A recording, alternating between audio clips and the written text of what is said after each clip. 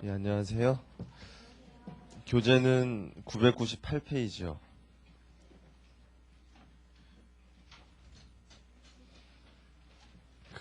이제 1000페이지가 눈앞에 왔네요. 거의 998페이지 펴놓고요.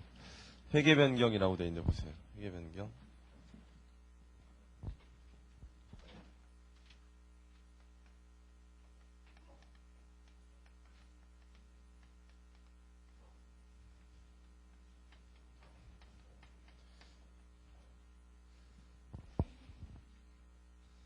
회계 변경 오류 수정. 16장의 주제는 회계 변경과 오류 수정인데 여러분들 대부분 오류 수정이라는 얘기는 들어봤을 것 같아요. 회계 원리할 때 오류 수정. 근데 회계 변경이란 건 처음 들어보시는 분도 꽤 많을 텐데 회계 변경. 이 회계 변경에는 세 가지가 있어요. 동그라미 1, 2, 3 하면은 어디 보시냐면 세 가지가 999페이지 중간에 보시면 회계 변경의 유형이라고 해서 가로 1번에 뭐라고 돼 있습니까? 회계 정체계 변경. 그 다음에 다음 페이지 넘기시면 회계 추정의 변경.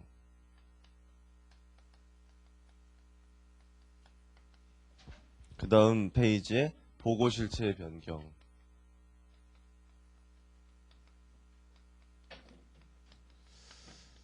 이렇게 세 가지가 거기 적혀 있어요. 확인하세요. 확인 다 되셨으면 이 중에서 여러분들 중요한 건요. 회계 정책의 변경과 회계 추정의 변경이 중요해요. 여러분한테. 이 두 가지가 중요하고 이 보고 실체의 변경은 중요하지가 않아요. 그 이유는 우리나라 기준에서는 이 두 가지만 규정이 돼 있고요. 이 규정이 안 돼 있어요. 보고 실체 변경. 그래서 이 두 가지만 시험에 나오니까 이 두 가지를 잘 하시면 되고 요 밑에 거는 참고만 하시면 돼요. 그럼 요거하고 요거를 좀 비교해 드릴게요. 지금 회계 정책의 변경을 보실래요? 여기 회계 정책의 999페이지 회계 정책의 변경 보니까 거기 가로 1번의 첫 번째 줄 보세요. 첫 번째 줄 보니까 얘가 뭐라고 되어 있냐면 얘는 갭에서 갭으로 바뀌는 거다. 그렇게 되어 있어요. 확인해 보세요. 갭에서 갭. 그런 얘기 나와 있죠. 그 얘기는 기준에서 인정하던 방법에서 인정하는 방법을 바꾸는 거예요. 이렇게. 정책의 변경. 반면에요. 어디 밑줄 치냐면은 1000페이지. 1000페이지 보시면 두 번째 문단 보세요.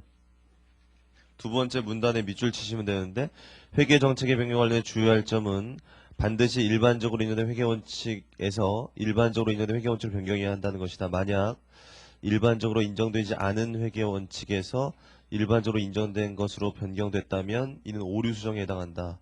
근데 밑줄 치세요. 1000페이지 두 번째 문단 보시면 있어요. 그래서 여기 보실래요? 오류 수정. 이거 좀 이따 배울 건데 오류 수정이라는 게 얘랑 달라요. 어떻게 달라요 보니까 갭에서 인정하지 않던 거에서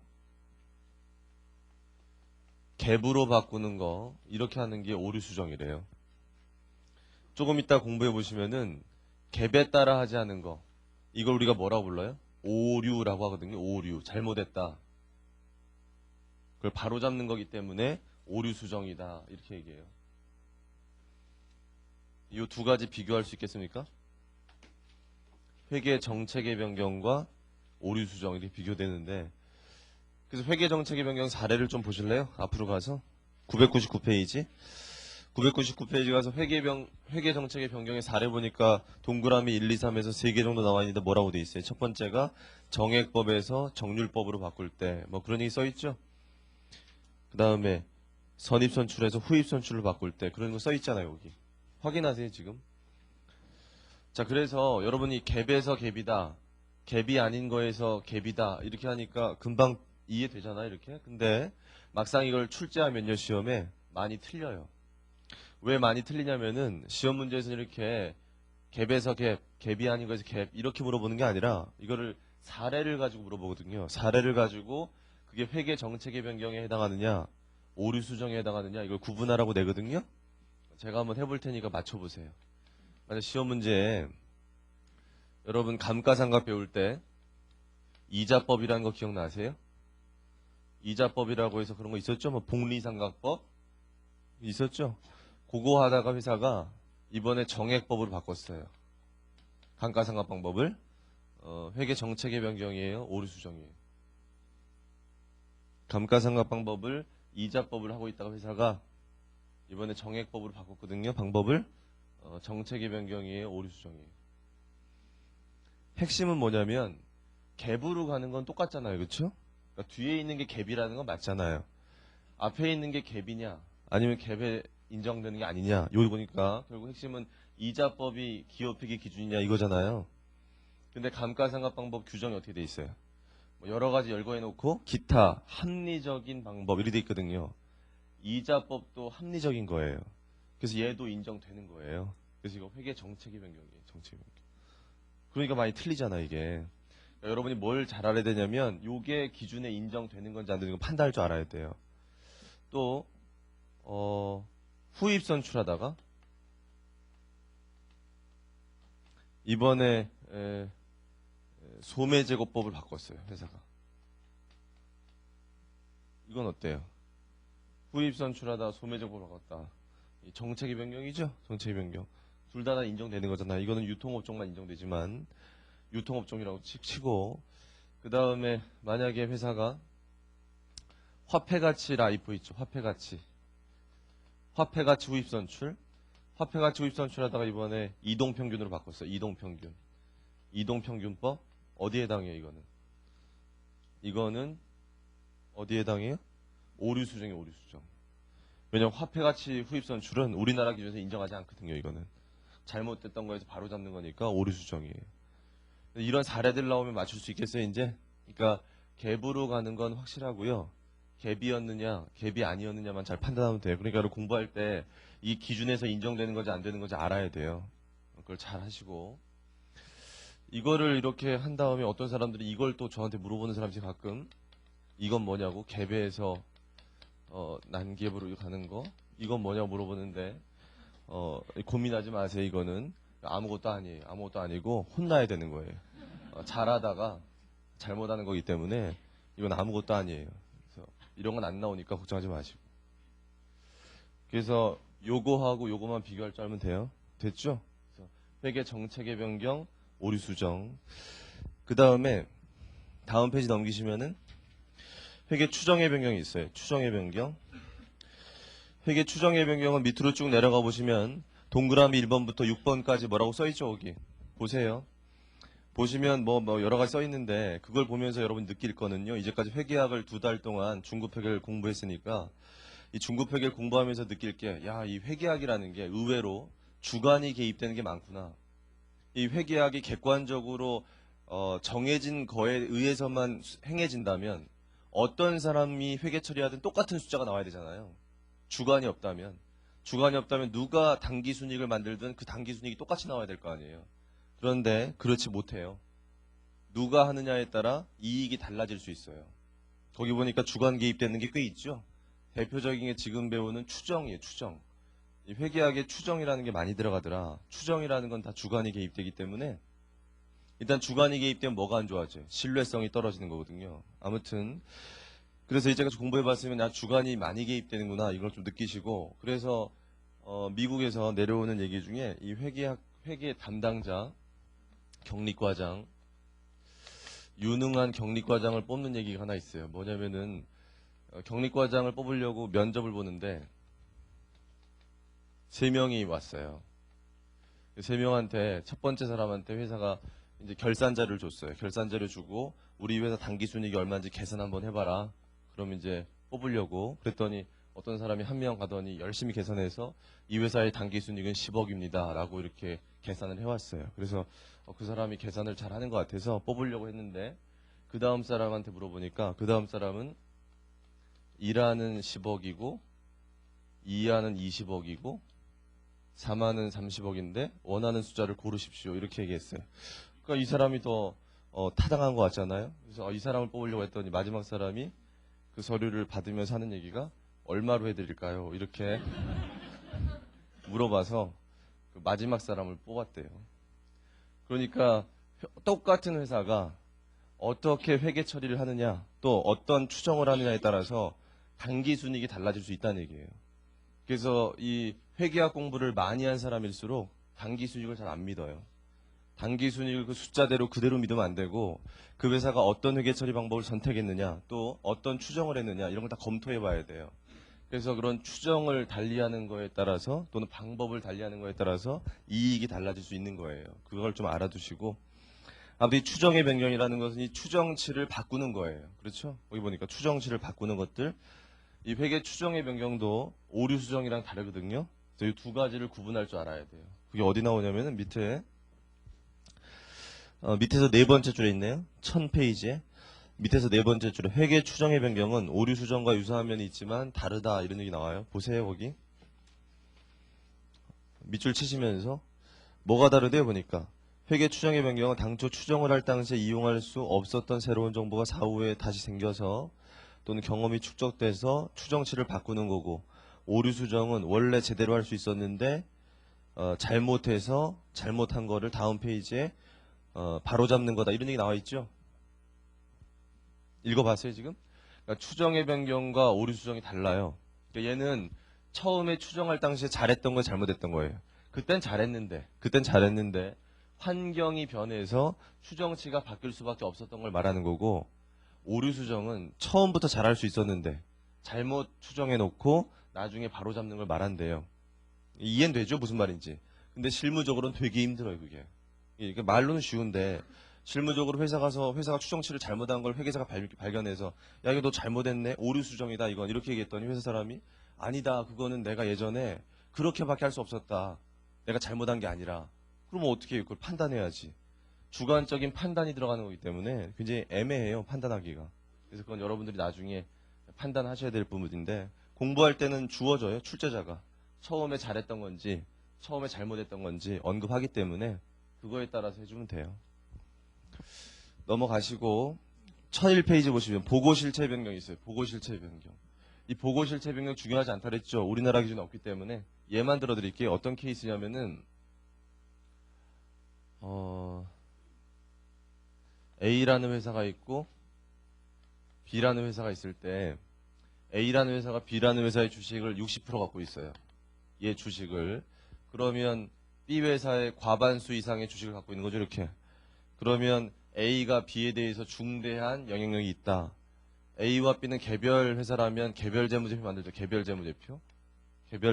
그런데 A가 이렇게 지배를 하고 있으면 얘를 지배회사라고 하고 얘를 종속회사라고 해서 나중에 이제 고급회계 배우시면 이 두 개를 A가 뭐 만들어야 된다고 해요? 연결 재무제표를 만들어야 된다. 이렇게 얘기하는 걸 그 고급회계에서 배우거든요. 연결 재무제표.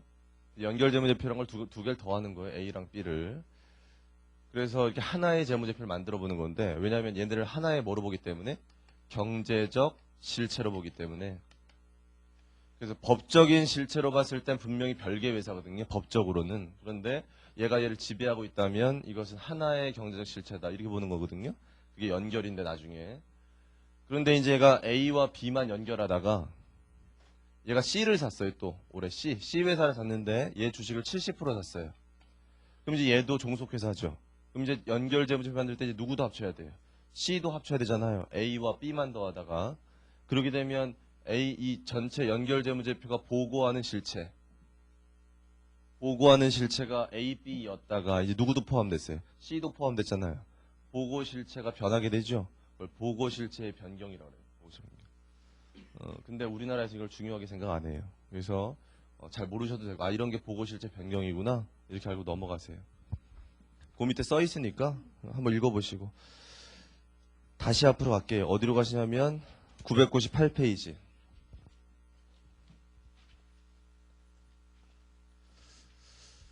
그럼 일단 용어에 대해서는 좀 알겠어요? 회계 변경이 뭐다, 오류 수정이 뭐다 알겠습니까?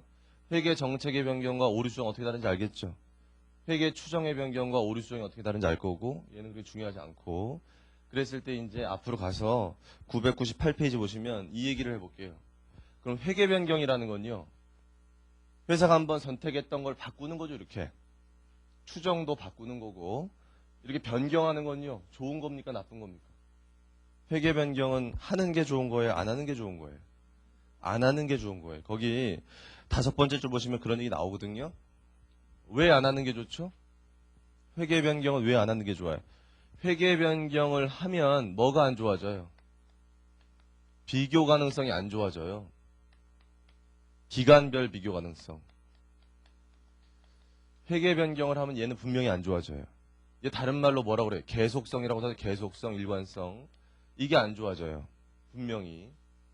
그러니까 회계 변경 안 하는 게 좋은 거예요. 그러면 16장을 없애야죠, 그러면. 회계 변경 하지 마라 이러면 되잖아요. 회계 변경은 못 하는 거다.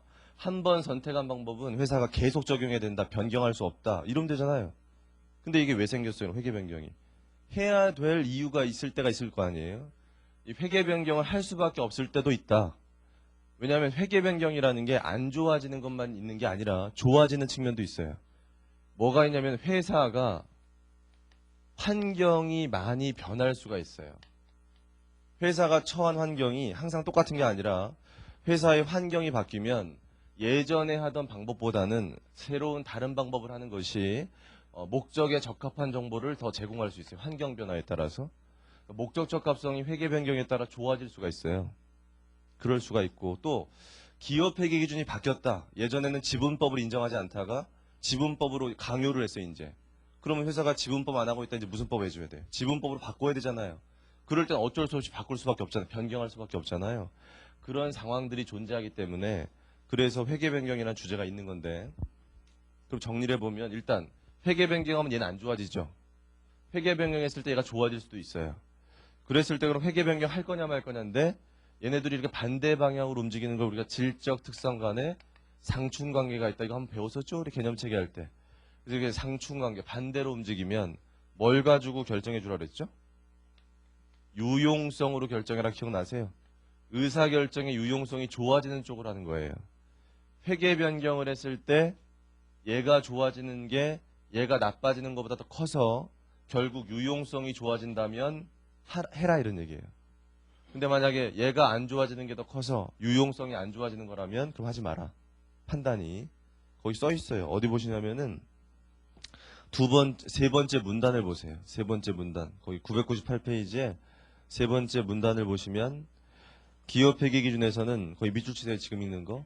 회계 변경을 통해서 회계 정보의 유용성을 높이는 경우. 여기 보세요. 유용성을 높이는 경우. 유용성을 높이는 경우. 거기 써 있죠. 그 다음에 또는 회계기준 제정기구에서 기업 회계기준이 재개정됐을 때 기업 회계기준이 재개정되면 어쩔 수 없잖아요. 이럴 때 회계 변경하는 경우에 회계 변경을 인정하고 있다. 그 구체적인 예가 밑에 동그라미 1번부터 다음 페이지 동그라미 4번까지 나와 있죠. 굉장히 중요한 거예요. 그 1, 2, 3, 4 네 가지 반드시 아셔야 돼요. 그 네 가지.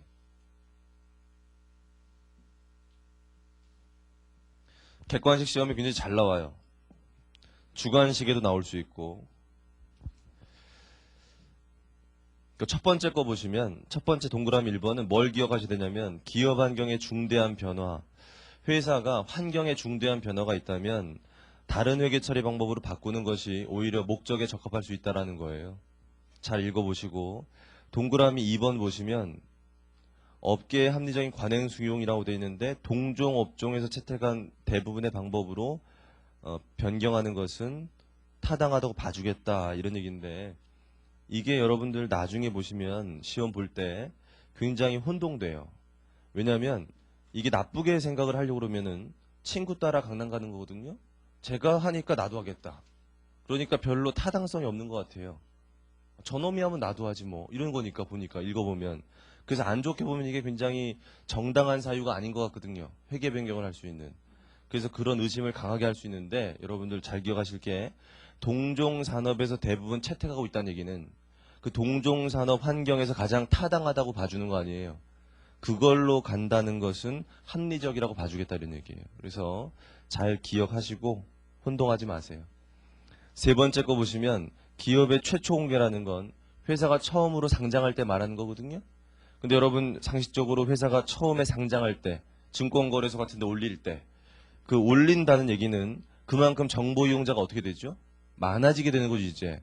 그럼 회사가 상장하기 전까지는 회계처리를 좀 대충 하다가 상장을 하려고 할 때는 좀 잘해보려고 하는 게 일반적이에요. 제대로 해보려고. 그럼 제대로 해보려고 할 때 막으면 안 되잖아요. 회사가 이제 최초 공개하려고 이제 제대로 하려고 하는데 그때 변경 못하게 하면 안 될 거 아니에요. 그래서 하게 해주는 거예요. 네 번째, 기업회계 기준 재개정. 이건 당연하잖아요. 아까 얘기한 것처럼 지분법을 인정하지 않다가 지분법으로 바꾸게 되면 기준이 바꿔야죠, 회사가. 뭐 그런 환경을 말하는 거니까 당연한 거예요. 그래서 여러분 이 네 가지는요 반드시 하셔야 돼요. 시험에 잘 나오니까 객관식으로도. 하나만 적어드릴게요. 예전에 그 정당한 사유에 있다가 빠진 게 있어요. 그 정당한 사유 네 가지에 있다가 빠진 거. 그거를 좀 적어드릴게요. 이거 하나 적어놓으시고 이게 나오면 답이에요. 이건 정당한 사유 아니니까. 재무적 기초를 견고히 하는 방향으로 회계 변경. 이게 예전에는 정당한 사유에 있었거든요. 이게 없어졌어요. 그래서 이게 나오면 이게 정당한 사유 아니에요. 근데 재무적 기초를 견고히 한다는 게 뭐 한다는 거죠? 재무적 기초를 견고히 한다. 보수적이라니 보수적. 재무적 기초를 견고히 한다는 것은 그만큼 회사의 이익을 어떻게 한다? 낮게 하는 쪽으로 간다. 회사의 이익을 낮게. 그래야 재무적 기초가 견고해져요. 이제 알죠? 그거는 여러분들. 이익을 낮게 해야 뭘 들래요? 법인세를 들래고 배당을 들하죠. 그러니까 재무적 기초가 견고해진다니까요. 재무적 기초가 견고해지는 쪽으로 회계 변경하는 건 예전에 인정해줬어요. 예전에. 그러다 없어졌어요. 그러니까 이거 나오면 정당한 사유 아니에요. 거의 네 가지 있는 것만 정당한 사유 현재.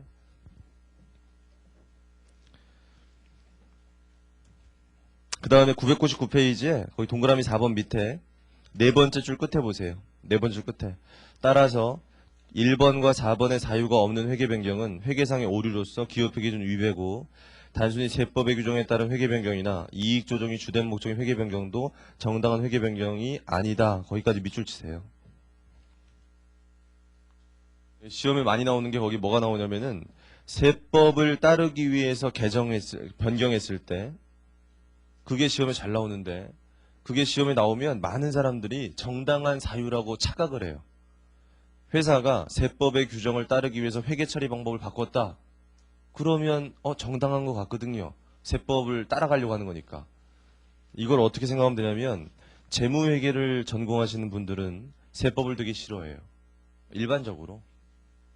왜냐하면 재무회계와 세법을 자꾸 동일시하는 걸 기분 나쁘게 생각하거든요. 왜냐하면 재무회계와 세법은 저번 주에 15장 배웠지만 다른 거예요. 재무회계와 세법은 뭐가 달라요? 목적이 달라요. 재무회계는 유용한 정보를 제공하는 거고 세법은 세금 계산하자는 거예요. 과세소득 찾아가지고 세금 걷어들이자. 이게 세법이기 때문에 둘은 엄격히 다른 거거든요. 그런데 재무회계 공부하는 사람들이 세법이 그렇게 돼 있으니까 세법을 따라가자 이런 기분이 굉장히 안 좋죠. 그러니까 기분이 안 좋기 때문에 절대로 정당하다고 안 봐줘요. 그런데 실무적으로는 여러분들 해보시면 대부분 세법의 규정과 기업회계 규정을 맞추려는 노력을 많이 해요. 기업 실무자들은. 왜냐하면 그래야 자기들이 편하기 때문에 뭐 할 때? 세무 조정할 때 편하죠. 그래야. 우리 15장 배울 때 차이가 생기면 조정했잖아요. 차이가 안 생기도록 하는 게 좋잖아요. 보니까. 그래서 대부분 세법과 비슷하게 가려고 하는데 규정은 이렇게 돼 있어요. 재무회계 만든 사람들이 세법을 따라가는 건 자존심이 허락하지 않는다. 이렇게 생각하세요. 그 다음에 이익 조정을 주된 목적으로 한다. 이거 당연히 정당하지 않다는 거 알겠죠? 회사가 회계 변경을 하려고 할 때는 대부분 어떤 의도가 깔려 있어요? 이익을 조정하려는 의도가 깔려 있어요. 대부분. 그래서 그렇다면 정당하게 안 봐준다는 걸 알고 있으면 되겠습니다. 정리할게요. 회계 변경은 하는 게 좋은 거예요? 안 하는 게 좋은 거예요?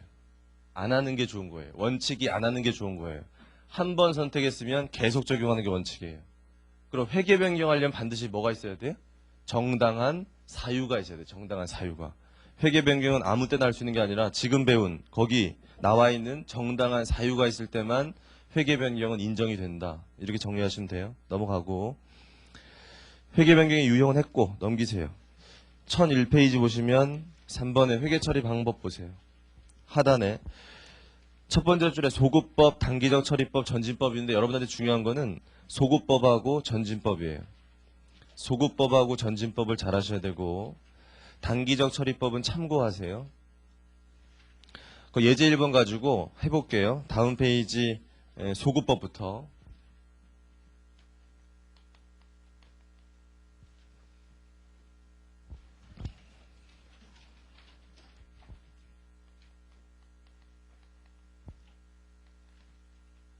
자, 2001년 초부터 제가 회계 처리해 볼게요. 기계장치 100만원 주고 샀다고 되어 있는데 현금 100만원, 차변의 기계장치 100만원, 그 다음에 2000X1년 말에 회계 처리해 볼게요. 제가 2001년 말에 회계 처리 뭐 해야 될까요? 거기 내용연수 3년, 정액법, 그러면 감가상각 비, 감가상각 누계. 그래서 감가상각비는 어디로 가는 거냐면 손익계산서로 가는 거고 감가상각 누계액은 대차 대조표로 가는 거고 이렇게 가는 건데 얼마일까요? 정액법이니까 30만 원이라는 거 아시겠죠? 계산해 보시면. 그래서 이렇게 감가상각 했겠죠? 2001년도에. 분명한 사실은 이 문제가 예제가 2001년도에 무슨 법을 했다는 거예요? 정액법을 했다는 거예요. 계속 읽어보니까 뭘로 바꿨대요 지금? 연수합계법으로 바꿨는데 그 바꾸는 시점은 언제예요? 바꾸는 시점은 2002년이에요. 그러니까 회계 변경을 한 건 2002년이에요. 2001년이 아니에요. 2002년에 바꿨어요. 그럼 2001년에는 분명히 정액법으로 감가상각해서 마감했어요. 장부를. 장부를 마감해서 그 회계년도의 감가상각비는 30만 원이 잡히고 끝났어요. 그런 상태에서 지금 와서 뭐로 바꿔보려고? 연수합계법으로 바꿔보려고 하는 거예요, 지금. 걔는 여기에 해당하는 겁니까? 여기에 해당하는 겁니까? 여기에 해당하는 겁니까? 제가 여기에요, 여기에요, 여기에요. 정책의 변경이죠. 정액법 하다가 연수합계법 가는 거니까 여기에 해당하는 거예요. 정책의 변경에 해당하는데 그랬을 때 이걸 하는 방법이 소급법도 있고 전진법도 있다. 이론적으로.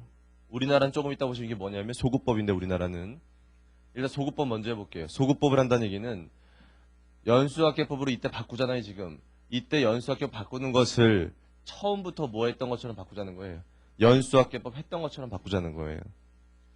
이때 바꾸는데 지금 이때부터 뭐 했던 것처럼 연수합계법 했던 것처럼 옆에다가 연수합계법을 했다면 감가상각을 얼마 했을까만 계산 한번 해볼게요.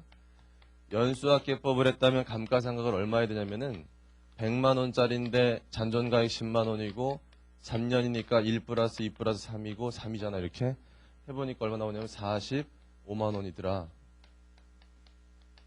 연수합계법을 했다면 이렇게 해야 돼요. 이렇게 했어야 되는데 분명한 사실은 회사는 연수합계법 했어요, 안 했어요? 안 했어요. 정액법을 했어요. 정액법. 그런데 그것을 지금 와서 어떻게 하려는 거예요? 2002년에 와서 연수합계법 했던 것처럼 바꾸려고 하는 거예요. 소급해서. 그럼 잘 보세요. 2002년에 일단은 이 감가상각 누계액은 이게 수정하기가 쉬워요. 왜냐하면 감가상각 누계액은 대차대조표에 속하는 거기 때문에 잡힌 다음에 그 다음 연도로 어떻게 되죠? 차기월 돼요. 2002년에 와도 감가상각 누계액이 넘어와 있단 말이에요. 이렇게 30만 원만큼. 그럼 지금 연수합계법으로 바꾼다는 얘기는 얘가 얼마가 넘어왔었으면 좋겠다는 얘기예요. 45만 원이 넘어왔으면 좋겠다 이런 얘기예요. 근데 분명한 건 30만 원 넘어왔거든요. 우리한테.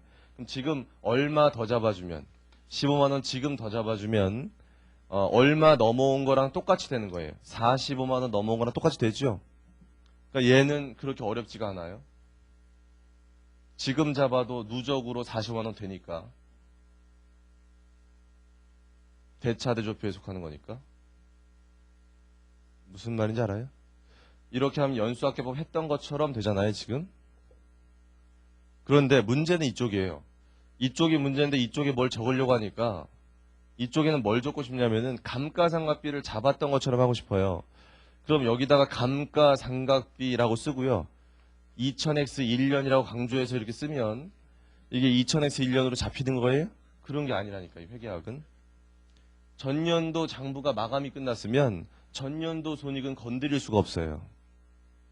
전년도 손익은 장부 마감이 끝나는 순간 다 어디로 가는 겁니까?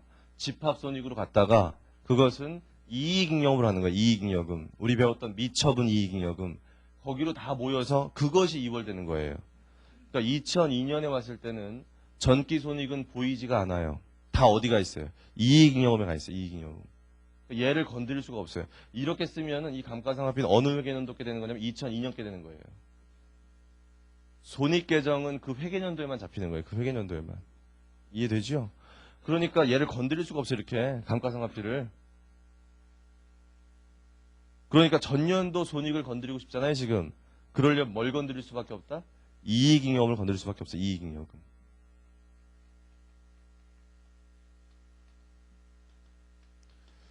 이게 잘 생각해보니까 전년도에 감가상각비를 45만 원 잡았다면 그만큼 이익이 어떻게 돼 있겠죠? 이익이 더 작아졌겠죠. 30만 원 잡은 것보다 45만 원 잡았다면 이익이 더 작아졌을 텐데 회사가 이것만 잡았기 때문에 이익이 15만 원만큼 커져 있잖아요. 그게 2월 됐잖아요. 그럼 이익잉여금이 지금 커져 있는 거 아니에요? 그 커져 있는 이익은 어떻게 하는 겁니까? 지금 줄이는 거죠. 이렇게 차변으로 줄이니까 15만 원 줄이면 전년도에 15만 원 잡은 것처럼 바뀌는 거죠. 이해되세요? 이게 소급법이에요. 그 책에 회계 처리가 1002페이지 중간에 있으니까 확인하세요. 1002페이지 중간에 있는 거 확인하시고.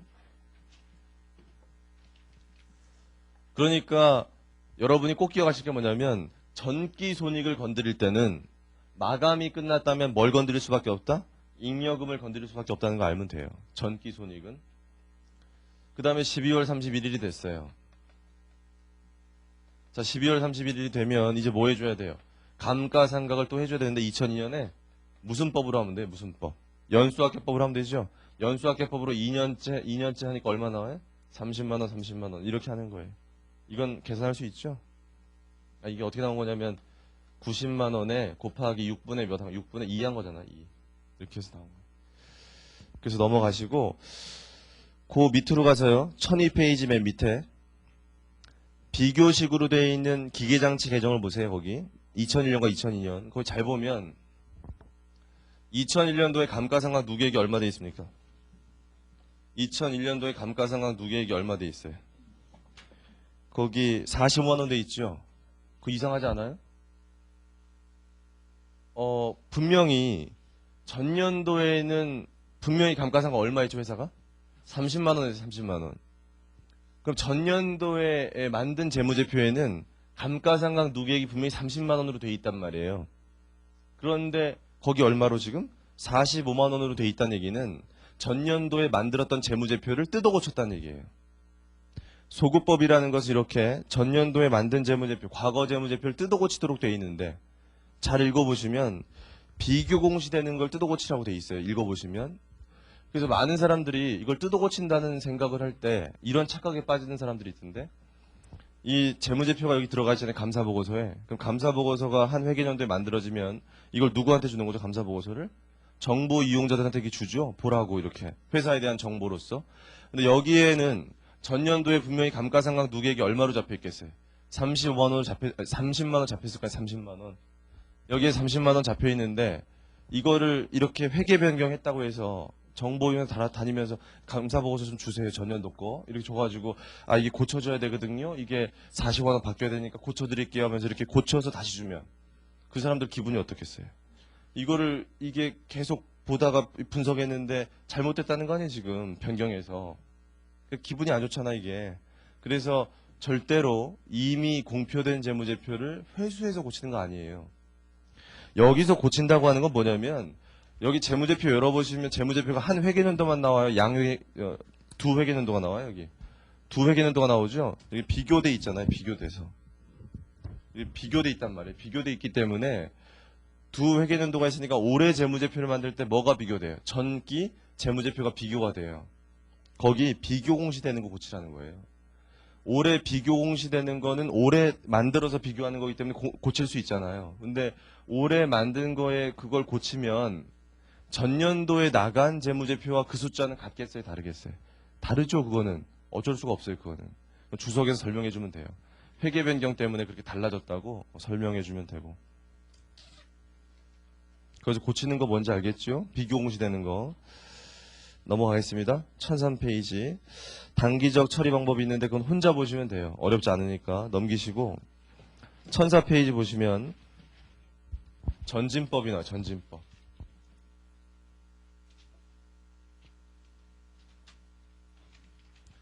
전진법은 뭐 하자는 거냐면 과거는 묻지 말고요. 지금부터 잘해보자는 거예요. 과거는 묻지 말고. 자, 얘가 과거에는 지금 무슨 방법 썼어요?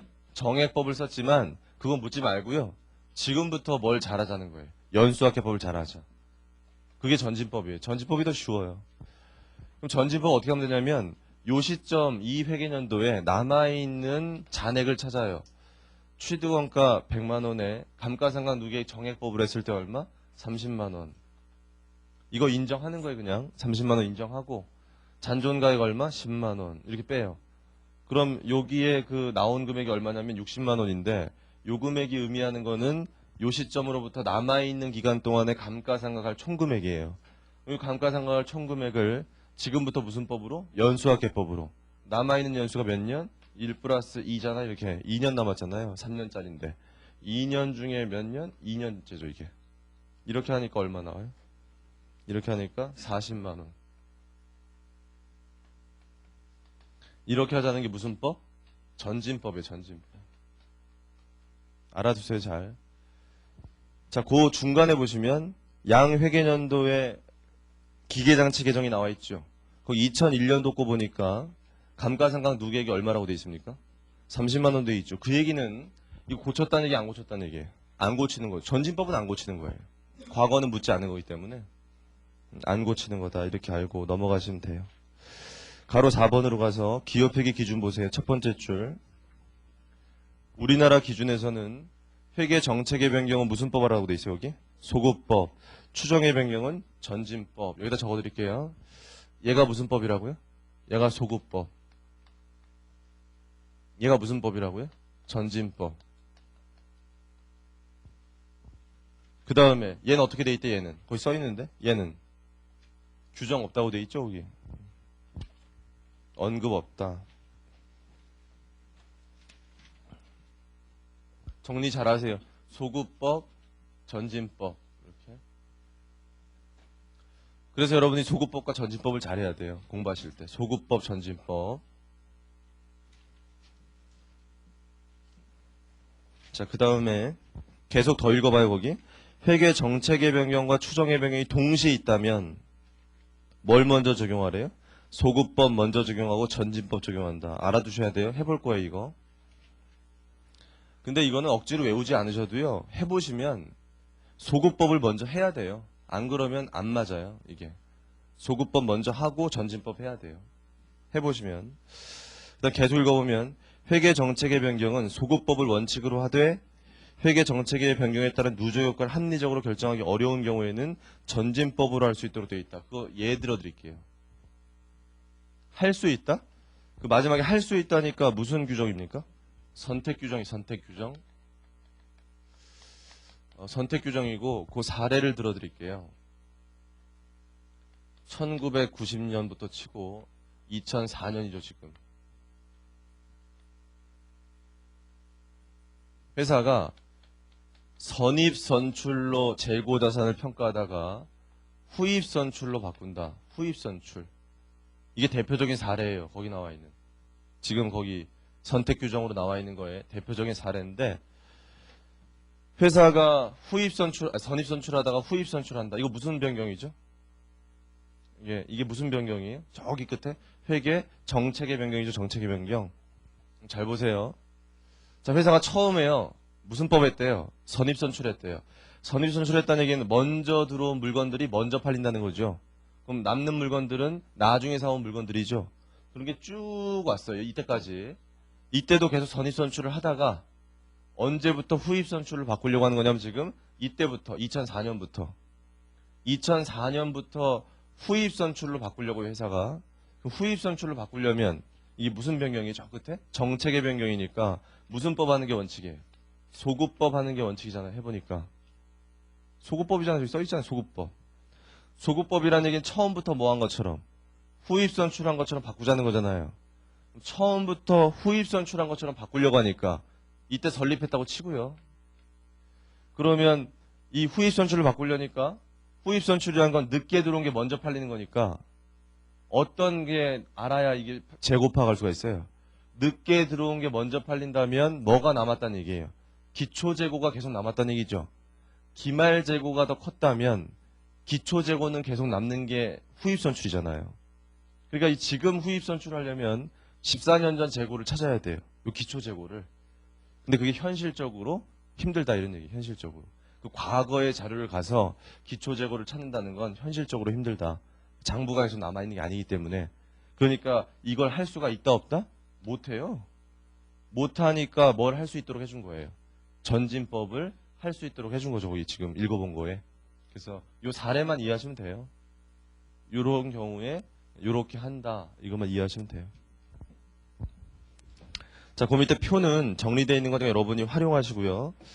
앞으로 가서 여러분들 두 가지가 동시에 있을 때 한 번만 해드릴게요. 여러분들 책 8장을 잠깐 봐야 되는데 없는 분들은 옆에 있는 분과 같이 보시고 466페이지.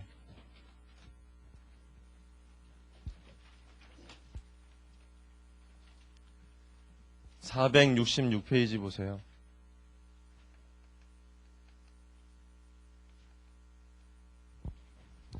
(466페이지) 8장 거기 가로 2번에 감가상각과 회계 변경이라고 되어 있는데 보세요. 466페이지 감가상각과 회계 변경. 거기 하단에 보시면 예제 8번 있거든요. 예제 8번. 예제 8번을 보세요. 내용을 볼게요. 지금 거랑 거의 똑같아요. 거기 주서울은 2000X 1년 초 내용요소 3년 잔존가액 10만원의 기회단체를 100만원에 취득했다. 정액법으로 생각하다가 2002년부터 뭐로 바꾼대요? 연수학계법으로. 내용연수는 5년으로 잔존가액은 제로로 바꿨다. 법인세 효과 무시한다. 그건 조금 이따 보고. 2001년과 2000년 감가상각 회계 처리해봐라. 일단 지금 문제랑 똑같아요. 2001년도에는 감가상각을 정액법으로 했어요. 이렇게. 근데 2002년에 와서 뭐로 바꾸겠다는 게 똑같이 연수학계법으로 바꾸겠대요. 근데 방금 전에 했던 건 방법만 바꿨잖아요. 걔는 뭐도 바꾼대요. 내용연수도 바꾸고 잔존가액도 바꾼대요. 그럼 내용연수 바꾸는 거하고 잔존가액 바꾸는 건 뭐예요? 추정의 변경이에요. 추정의 변경. 추정의 변경. 그러니까 추정의 변경과 정책의 변경이 동시에 있는 거예요. 이 동시에 있으면 뭐부터 하라고 그랬어요, 우리가? 소급법 먼저 하고 전진법 하는 거예요. 전진법. 그러니까 먼저 소급법 한다는 얘기는 먼저 뭐 한 것처럼 바꾸라는 거죠? 연수학계법 한 것처럼 바꾸라는 거예요. 그럼 똑같이 감가상각 누계액을 얼마 더 잡아야 돼요? 15만 원 더 잡아야 되고 15만 원만큼 뭐 해야 되죠? 감가상각 미처분 이익잉여금 이렇게 해서 조정해야 되죠. 이게 소급법. 이렇게 한 다음에 기말에 가서 다시 뭐 해주라는 거예요? 전진법. 잘 보세요. 취득원가 얼마짜리냐면 100만 원짜리예요. 100만 원짜리. 감가상각 누계액은 30만 원일까요? 45만 원일까요? 45만 원으로 바뀌었죠. 왜냐하면 소급법 했기 때문에 45만 원으로 바꾸고 잔존가액이 원래는 얼마였냐면 10만 원이었거든요. 원래. 근데 어떻게 해야 돼요? 제로로 바꿔야 돼. 제로로. 왜? 변경했으니까. 잔존가액 변경했잖아요. 제로로 바꿨고 그러면 여기 가로 안에 있는 게 얼마가 되냐면 55만 원 있죠. 요게 뭘 의미하냐면 요 시점 이후로 감가상각해야 될 총 금액을 말해요. 자, 그럼 요거를 이제 무슨 법을 해줘야 돼요? 정액법, 연수학계법. 연수학계법이죠. 연수학계법. 연수학계법인데 원래는 3년짜리니까 1 더하기 2 더하기 2 이렇게 할 수 있는데 그러면 안 되죠. 뭐가 바뀌었어요? 내용연수가 바뀌었기 때문에 내용연수 바뀐 걸 반영해줘야 돼. 전진법. 내용연수 바뀐 게 몇 년으로 바뀌었죠? 5년으로 바뀌었으니까 1년 지났으니까 몇 년 남았어요? 4년 남았으니까 이렇게 해야 돼요. 이렇게 해서 4 이렇게. 그렇게 하니까 감가상각비, 감가상각 누계액이 여기 얼마씩 되냐면은 22만 원씩. 할 수 있겠죠, 이거? 어렵지 않아요. 그래서 소급법 먼저 하고 전진법 하는 거 이렇게. 나는 거꾸로 한번 해보고 싶다. 집에 가서 한번 해보세요. 답이 안 나와요. 전진법 먼저 하고 소급법 하면 답이 안 나와요. 그래서 어차피 소급해서 먼저 맞추고 그다음에 남은 걸 전진해서 이렇게 조정해 줘야 돼요. 467페이지까지 했어요. 거기까지 한다면 하나 조언해드리면 우리가 지금 배우는 주제가 뭡니까? 회계 변경이죠. 이 회계 변경이란 주제는 반드시 어떤 회계 처리랑 연결이 돼야지만 나올 수 있죠, 이게. 회계 처리 방법을 바꾸는 거기 때문에 또는 추정을 바꾸는 거기 때문에 이게 어떤 방법이랑 연결이 돼야 되잖아요.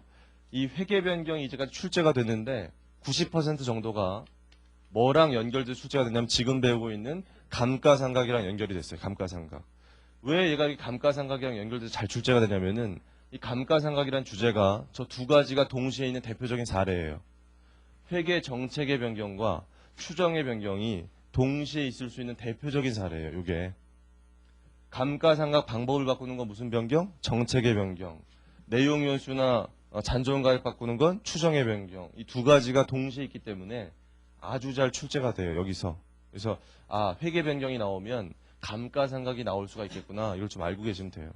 감가상각 많이 나오니까. 그 다음에 만약 회계 변경이 감가상각과 연결이 안 되면 그 다음에 나오는 게 뭐냐면 재고자산 단가름 가정이에요. 재고자산 단가름 가정. 선입선출해서 이동평균법, 후입선출해서 총평균법 이런 거. 그래서 그런 게 많이 나온다는 거 아시고. 그 다음에 어디 보시냐면은 468페이지.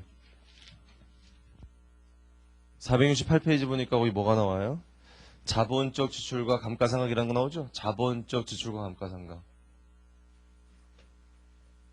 거기 좀 보세요. 이 자본적 지출과 감가상각 거기 예제 9번 있는데 그거 한번 풀어드릴게요. 이거랑 관련돼 있기 때문에 468페이지 내용을 좀 읽어보세요.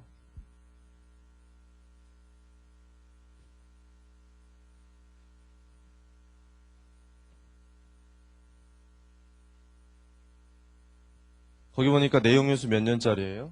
2000X 1년, 2000X 2년, 2000X 3년, 2000X 4년, 2000X 5년 해서 5년짜리. 내용 연수 5년짜리인데 얼마에 샀대요? 잔존가액 없고. 200만원, 300만원? 300만원에 샀고 잔존가액은 없었고 정액법으로 생각하고 언제 지출했냐면은 2002년 7월 1일 날 성능을 향상시킬 목적으로 100만 원 지출했다. 이런 얘기 나오고 이러한 지출로 인해서 내용 연수가 증가했다. 내용 연수가 2년 증가한데 내용 연수 2년. 그 다음에 잔존가액이 좀 생겼다. 이런 얘기. 일단 요거 무슨 지출로 봐야 돼? 자본적 수익적. 자본적으로 봐야겠죠? 내용 연수가 증가했잖아요, 보니까. 이것 때문에. 자본적 지출로 봐야 돼요. 자, 그랬을 때 이 회계 처리 좀 해볼게요, 같이. 자, 2000X 1년 초부터 해드릴게요. 자, 2000X 1년 초에 기계장치죠, 이거? 기계장치 차변에. 기계장치 얼마짜리예요? 300만원짜리 샀어요. 현금. 2001년 말에 회계 처리해볼게요. 2000X 1년 말. 뭐 해주면 되죠? 2000X 말에? 감가상각. 얼마 해주면 돼? 감가상각비. 감가상각 누계. 5년이고 60만원이에요? 60? 맞죠? 여기까지. 자, 그 상태에서요. 이 문제는 자본적 지출이 언제 있는 겁니까? 기중에 있죠, 기중. 자본적 지출이 기중에 있는 이 문제, 지금 이 예제는 굉장히 어려운 문제예요. 이거 쉬운 문제 아니에요. 공인회계사 2차 시험에도 출제될까 말까. 이제 난이도가 높은 문제예요. 이 문제는. 일반적으로 자본적 지출은 언제 된 게 출제가 되냐면 기초에 자본적 지출이 있는 게 대부분 출제가 돼요. 이제까지 문제들이. 그래서 여러분들이 더 잘할 거는 기초에 있을 때를 더 잘해봐야 돼요. 그래서 제가 이 문제를 똑같은 문제를 기초에 한 것처럼 한번 풀어드릴게요. 이 문제를 책에 그렇게 안 돼 있는데 100만 원을 이때 지출한 게 아니라 기초에 지출한 걸로 먼저 해드릴게요. 이건 쉬워요. 같이 한번 해보세요. 기초한 걸로. 자, 기초로 보시면 여기 기초에 한 걸로 보면 여기 보세요. 2000X 2년 초죠. 2000X 2년 초에 어떤 분기가 있으면 돼요. 2000X 2년 초에 현금이 나갔겠죠. 얼마? 100만 원 나갔다고 치고 이걸 차변에 100만 원 잡아야 되잖아요. 이렇게. 이랬을 때 차변에 잡을 수 있는 게 뭐 아니면 뭐? 자산 아니면 비용이잖아요. 우리. 그랬을 때 자산 잡는 게 무슨 지출? 자본적 지출.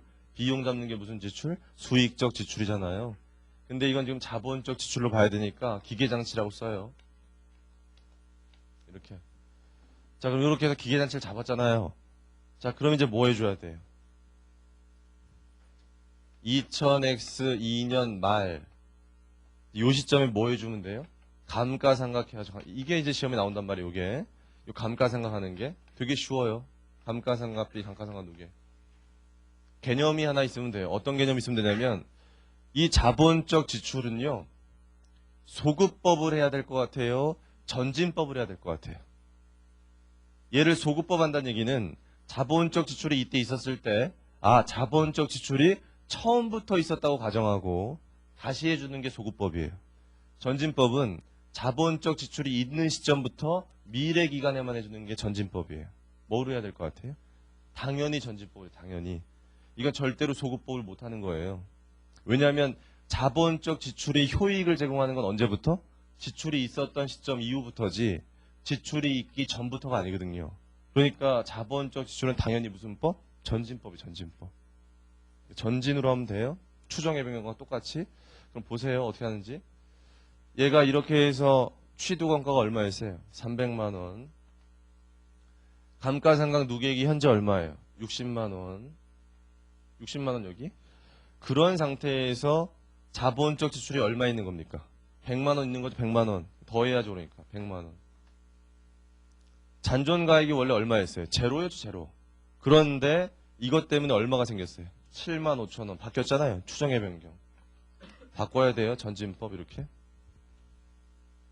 그럼 요거를 이렇게 이 가로 안에 있는 게 의미하는 게 뭐예요? 가로 안에 있는 게 요게 요 기간 이후로부터 감가상각해야 될 총금액이에요. 요걸 이제 무슨 법으로 하면 되죠? 정액법. 방법은 안 바뀌었죠. 정액법. 정액법인데 원래 몇 년짜리였어요? 5년짜리였으니까 1년 지났으면 4년이구나 이러면 틀리죠? 몇 년 지났어요? 2년을 연장시켰잖아요. 내용 연수가. 그러니까 총 7년 되는 거고요. 1년 지났으니까 얘가 어떻게 돼요? 6년이 돼요. 6년. 6분의 1. 이러면 답 나와요. 그러니까 어렵지 않잖아요. 이렇게. 근데 여러분 집에 가서 이거 계산해 보시면 소수점 떨어질 거예요. 소수점. 왜냐하면 이 문제가 이걸 위해서 만든 문제가 아니라서 이게 딱 안 떨어져요. 근데 이게 답은 맞아요. 반올림 하세요. 계산할 줄 알면 돼요. 이게 시험 문제 잘 나와요. 자본적 지출은 기초에 있었을 때가 잘 나오는 거예요. 시험에. 이거 먼저 해보시고 잘.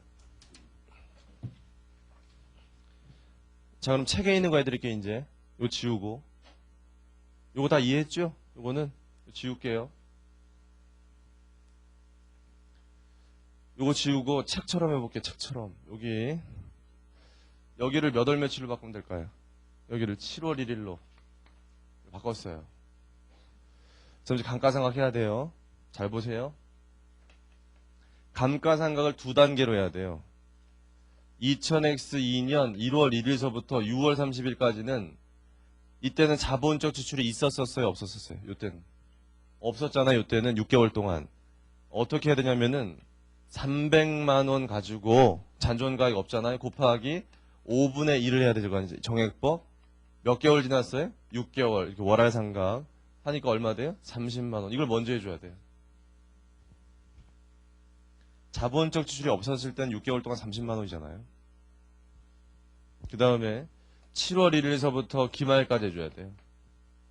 7월 1일서부터 기말까지. 7월 1일부터 뭐가 있었죠? 이게? 자본적 지출이 있었죠? 잘 보세요. 300만 원에서 얼마 빼면 될까요? 60 빼야 될까요? 90 빼야 될까요? 90 빼야죠. 90. 30만 원까지 있으니까. 그 다음에 더하기 얼마 하면 될까요? 100만 원 지출했죠. 100만 원. 잔존가액 얼마 빼야 될까요? 75,000원. 요 가로 안에 있는 게 의미하는 게 뭐예요? 요 7월 1일 이후부터 감가상각에 될 총금액이죠? 이걸 무슨 법으로? 정액법으로 해요, 정액법. 몇 년이냐, 몇 년, 이거 되게 중요한데. 몇 년이냐, 이게 보니까 자본적 지출이 있었던 거 이때잖아요.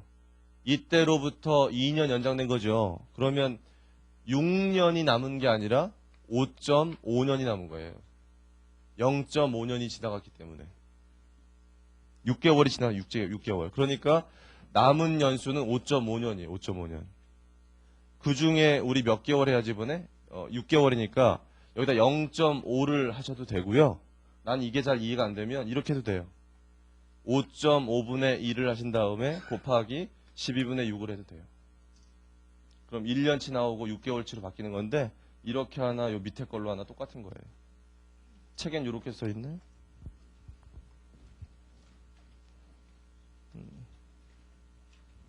책에는 요 위에 걸로 돼 있네. 위에 걸로.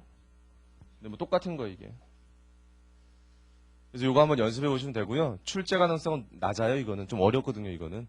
그래서 지금 한 건 좀 어려운 얘기고 아까 기초에 했던 걸 잘하세요. 넘어가겠습니다. 다시 16장으로 갈게요. 1005페이지.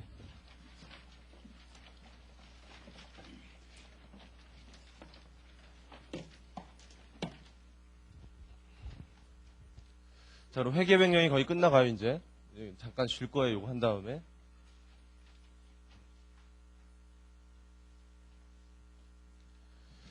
저걸 책에 보면 1005페이지 맨 밑에 보세요.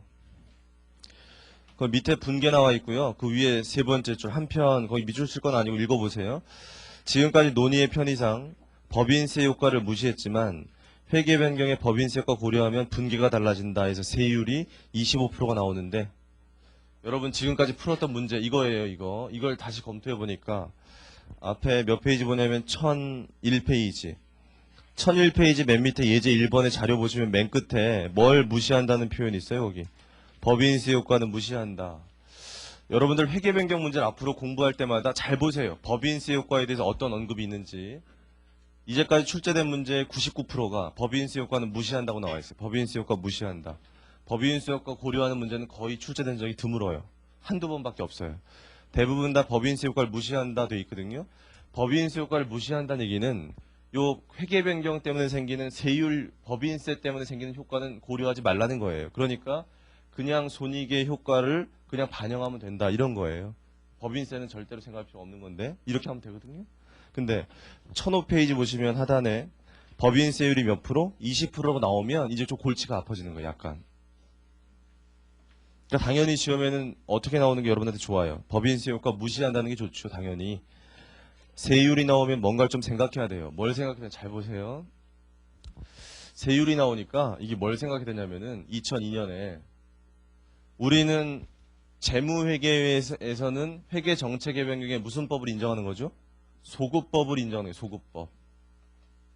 소급법을 인정한다는 얘기는 이 15만 원만큼의 감가상각비를 더 잡은 걸 인정하는 거죠. 우리가 지금 이때 소급법을 했다는 얘기는 이 회사가 누적해서 감가상각비를 얼마 잡은 것처럼 보는 겁니까? 지금 45만 원 잡은 것처럼 보는 거 아니에요?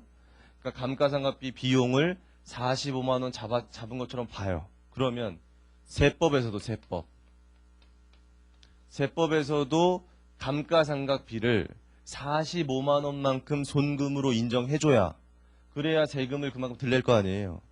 그런데 세법에서는 이 소급법을 인정 안 해줘요.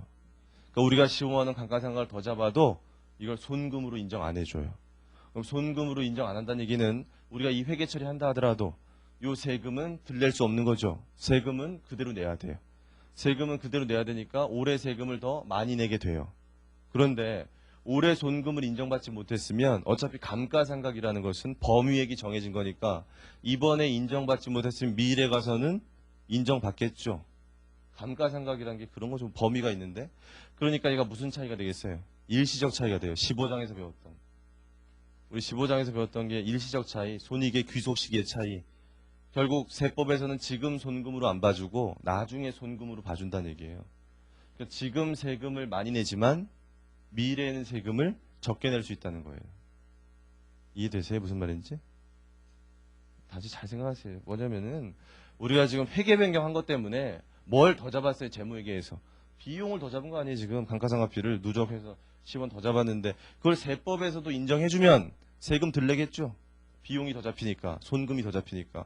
세법에서 인정 안 한다니까요? 인정 안 하니까 거기 세법에서는 이걸 손금으로 안 봐주니까 이게 세금 더 내게 될 거 아니에요? 그것 때문에 올해는. 근데 미래 가서는 반대 효과 있다니까요? 반대 효과 있다는 미래 세금 덜 내는 거예요. 그럼 지금 세금 많이 내는데 미래 세금 덜 내는 걸 뭐라 그랬죠 우리? 이연법인세 자산. 이것 때문에 이연법인세 자산이 있다라는 거예요. 이것 때문에. 요 15만 원에 대해서 얼마만큼 있는지를 확인하려면 뭐 곱해봐야 돼요? 세율 곱해봐야 되고 세율이 거기 보니까 20%라고 돼 있으면 20% 곱하니까 3만 원이야 이게. 아 3만 원만큼의 세금 효과가 있구나.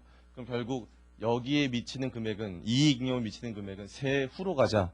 세후로 가면 12만 원이 되죠. 세후 금액으로 가니까 이렇게. 그래서 여기 12만 원 들어가고 3만 원 잡히고 금액의 처리가 거기 나와 있는 거거든요. 책에.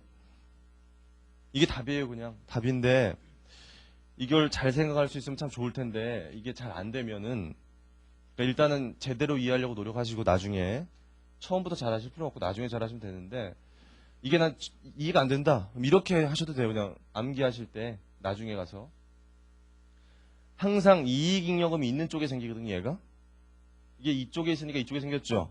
이게 대변에 있으면 대변에 생겨요.